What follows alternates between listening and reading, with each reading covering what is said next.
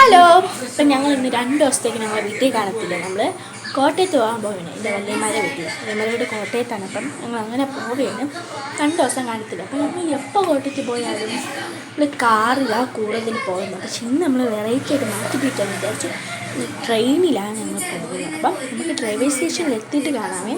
അപ്പം ഞങ്ങൾ റെയിൽവേ സ്റ്റേഷനിലൊക്കെ എത്തി ട്രെയിനിൽ ഇരിക്കുകയാണ്. അപ്പം നമ്മൾ 5:40 ട്രെയിനിലാണ് നമ്മളിതാ കയറിയത്. അപ്പം ട്രെയിൻ പതുക്കെ മൂവാൻ തുടങ്ങി.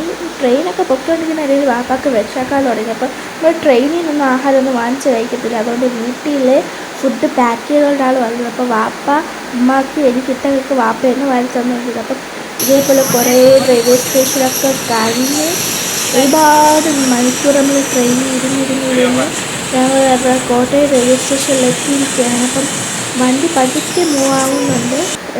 അപ്പോൾ ഞങ്ങൾ ട്രെയിനിൽ നിന്ന് ഇറങ്ങി നമ്മൾ പ്ലാറ്റ്ഫോമിൽ കൂടെ നടക്കുകയാണെങ്കിൽ ഞങ്ങൾ നേരെ വല്യമ്മയുടെ വീട്ടിലേക്കാണ് പോകുന്നത്. അപ്പം വല്യമ്മയുടെ വീട്ടിലെത്തിയിട്ട് നമുക്ക് കാണാം.